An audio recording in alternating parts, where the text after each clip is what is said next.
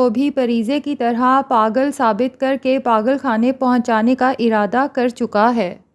جب اسرا کا بھائی سرور آ کے سلطان اور اسرا سے پوچھ گچھ کرتا ہے اور کہتا ہے کہ مجھے تفصیل جاننی ہے کہ آخر ایسا کیا ہوا کہ مشعل اور جنید کو رات کی رات گھر چھوڑ کے جانا پڑا۔ سرور کی بات سن کے سامنے بیٹھے سلطان کو غصے میں آتا دیکھ کے پہلے تو اسرا کافی پریشان ہو جاتی ہے، لیکن پھر اسے حوصلہ افزائی ہوتی ہے کہ آخر میرا بھائی پوچھ رہا ہے، اس لیے وہ ساری تفصیل اپنے بھائی کو بتا دیتی ہے۔ سلطان کو تو اسرا پہ شدید غصہ آتا ہے اور وہ بھڑک اٹھتا ہے اور سرور سے کہتا ہے کہ ایسا کچھ بھی نہیں ہے، یا تو آپ کی بہن بہت تیز ترار ہے یا پھر یہ ذہنی مریض ہے،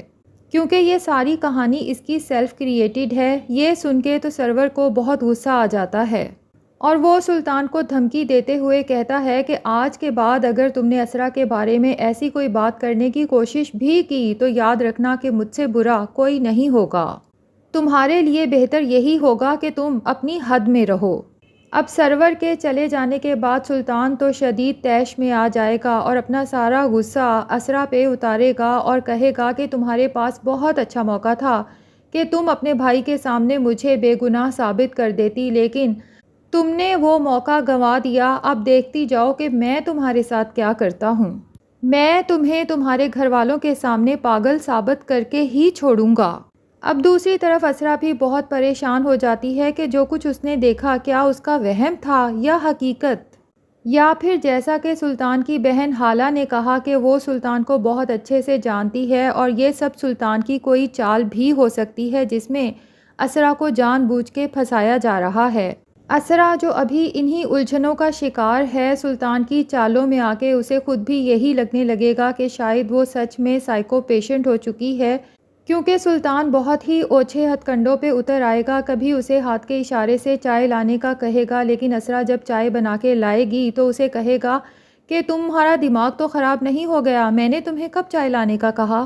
اسرا حیران پریشان سی سلطان کو دیکھتی رہ جائے گی اور سلطان اسے کہے گا کہ دیکھا تم خود سے ہی باتیں ایزیوم کر لیتی ہو اور پھر اس پر عمل کرنا بھی شروع کر دیتی ہو۔ اسرا تو سچ میں پریشانی کا شکار ہو جاتی ہے۔ پھر اس کے بعد سلطان اسرا سے کہتا ہے کہ جلدی سے چارجر لے کر آؤ۔ اسرا جب چارجر دیکھتی ہے جہاں پر رکھا ہوتا ہے اسے نہیں ملتا،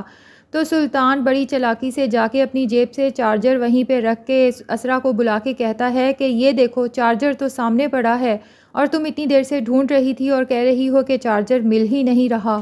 اب اسرا جب یہ سب دیکھے گی تو سوچے گی کہ کہیں سلطان ٹھیک تو نہیں کہہ رہا، میں سچ میں سائیکو پیشنٹ بن چکی ہوں اور مجھے علاج کی ضرورت ہے۔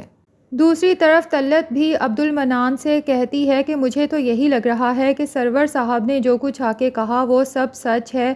لگتا ہے سلطان نے ہی کوئی چاند چڑھایا ہے اور سارا الزام بیچاری اسرا پہ آ چکا ہے، جس پر عبد المنان کو تو شدید غصہ آ جاتا ہے اور کہتا ہے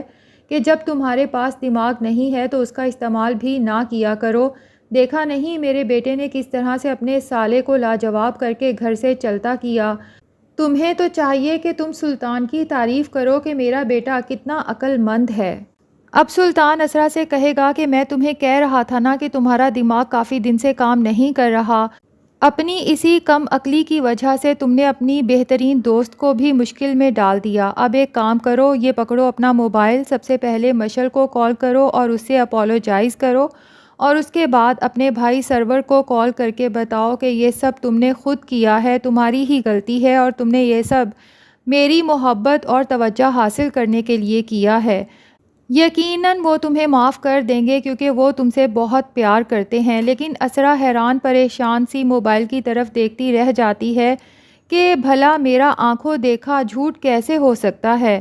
تو اب دیکھنا یہ ہے کہ سلطان کب تک اسرا کو اسی طرح سے پاگل بناتا رہتا ہے، آخر کار اس کا جھوٹ ایک نہ ایک دن تو سامنے آنا ہی ہے۔